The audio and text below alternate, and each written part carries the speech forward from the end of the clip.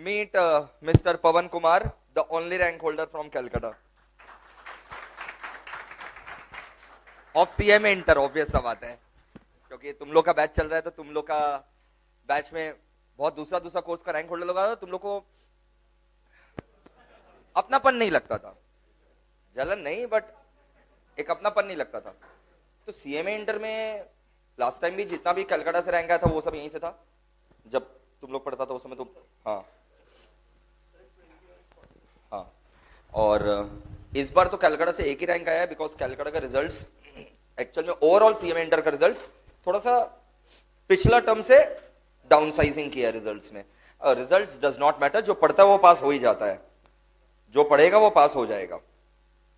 तो अब CMA inter का टिप्स अगर आप पवन से चाहेंगे तो वो शेयर करेगा, अदरवाइज आप लोग कॉन्ग्रेचुलेट कर सकते हैं और हम लोग इसको विदा करेंगे।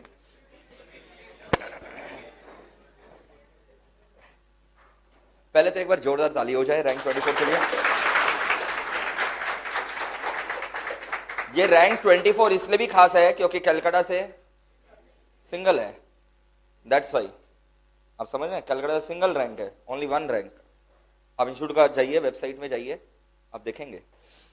यस पवन, कैसे रैंक लाया यार, बताओ इन लोग को, इन लोग तो पास हो गए कि नहीं हो गए, इन लोग को ये डाउट लग रहा है।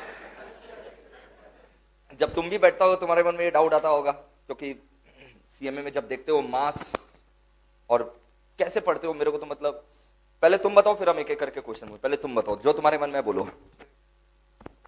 Good evening guys.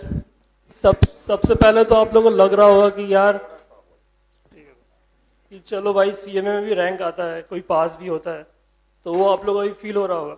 तो आप लोग अभी कॉन्फिडेंट रहिए, ठीक से पढ़िए, तो पास तो हो ही जाएंगे और रैंक भी आएगा।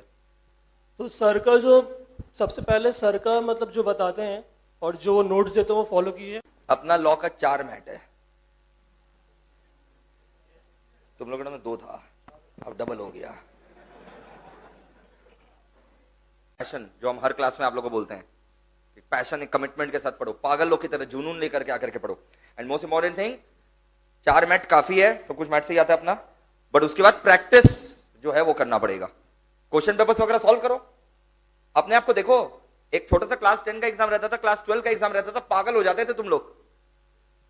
हाँ, पिछला 10 इयर्स क्या क्या बोलते थे, सॉल्व करके बैठते थे, याद है वो सब दिन।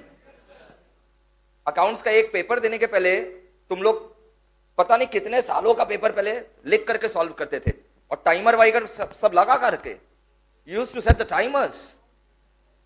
Do you remember those times when you used to set the timer of 3 hours? कितना बच्चा लोग किया हुआ है पेपर सॉल्व फुल हैंड 11 12 10 में 12 में? और अब देखो तुम लोग लाइफ का सबसे बड़ा एग्जाम और वो सब बेसिक्स भूलते जा रहे हो। सिलेबस खत्म होने के बाद टेस्ट देना जरूरी है। यहां पर कितने बच्चे टेस्ट दिए? 3-4 बार टेस्ट लिया गया था फुल हैंड। फुल हैंड जिन लोग टेस्ट दिए, full hand, very good, 90% of the crowd, very good, excellent. मेरा कुछ स्टूडेंट्स की तरफ से आपसे क्वेश्चन है पवन, सिलेबस बाद बाकी कोर्सेज का खत्म हो जाता है, बाद बाकी चाहे सीए हो चाहे सीएस हो सबका कोर्स खत्म हो जाता है, लेकिन इन लोग का चलते ही रहता है, मतलब आप लोग का चलते ही रहता है सीएमए का। तो बहुत ज्यादा मतलब डिमोटिवेशन सा लगता है। देखिए आप लोग पहले पोर्शन देखिए कि कहाँ ज्यादा स्कोरिंग है, वो पहले पढ़िए।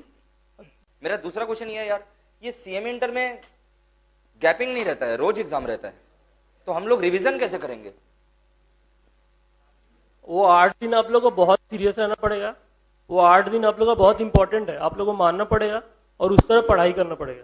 सोचेंगे कि यार बहुत टफ है तो मत छोड़ दिए, आपके लिए अपने लिए कर रहे हैं ना, तो आपको करना ही पड़ेगा। तो बस मतलब उसमें आप ज़्यादा रेस्ट नहीं कर सकते हैं, जैसे घर आए पढ़ना स्टार्ट कीजिए और जब तक खत्म ना हो आपको रिवीजन करते ही रहना पड़ेगा। कवर हो जाता है रिवीजन करने से? पूरा कवर नहीं होता है, लेकिन इंपॉर्टेंट पार्ट जो लगता है आपको वहां से आ सकता है वो सब हो जाता है। प्रैक्टिस करना चाहिए याद करने के बाद। हाँ, जैसे प्रैक्टिकल्स तो आपको करना ही पड़ेगा, और जैसे आप मतलब समराइज नोट्स लिख सकते हैं, प्रैक्टिकल मतलब जो प्रैक्टिकल पेपर्स है तो उससे क्या मतलब आपको फिर से दोबारा करना नहीं पड़ेगा सॉल्व, आप देख लेंगे तो हो जाएगा। कितना बार रिवाइज किए थे तुम सिलेबस कंप्लीट होने के बाद? रिवीजन कितना बार किए और कब कंप्लीट हुआ सिलेबस? जैसे मतलब हम लोग का ट्यूशन खत्म होता है तो 2-2.5 मंथ जो मिलता है उसमें आपको कम से कम 2 बार तो रिवीजन करना ही है, और फिर तीसरा हो सके तो बहुत बढ़िया। 3 महीना एकदम जी जान लगा करके पढ़ना है।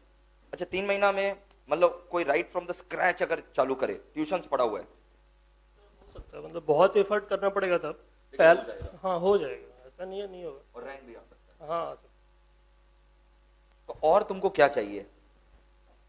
जब एक लौता रैंक होल्डर तुमको बोल रहा है कि हाँ 2-3 महीना पढ़ो, पास भी हो सकते हो, रैंक भी आ सकता है, नहीं सच बोल रहे हो कि ऐसे ही? है। सही, पहले जो आप पढ़ते हैं मतलब उतना रिटेंशन रहता नहीं है। मेन आपका जो 3 मंथ है वहां आपको एफर्ट देना पड़ेगा तभी रिटेन कर पाएंगे, अदरवाइज नहीं होगा। समझ रहे हैं आप? समझ रहे हैं? मोटिवेटेड रहिए, जी जान लगाइए, और रैंक का सिलसिला ऐसे ही चलता रहता है। आप समझ रहे हैं? आप भी यहीं पर होंगे। आज अगर हम इनको आप लोग से मिला रहे हैं तो ऐसा मत समझना कि अरे सर अपना पब्लिसाइज कर रहे हैं चीज। नो, पब्लिसिटी क्या करना है? वो तो जब कलकत्ता से आईपीसी से रैंक आया सभी को पता है कि सारा रैंक ऑलमोस्ट यहीं से था। अब कलकत्ता से एकमात्र रैंक है, रैंक 24, और ये फर्स्ट टर्म नहीं है। लगातार जब भी सीएमए से रैंक आता है यहीं से आता है, क्योंकि ह्यूज एफर्ट्स दिया जाता है।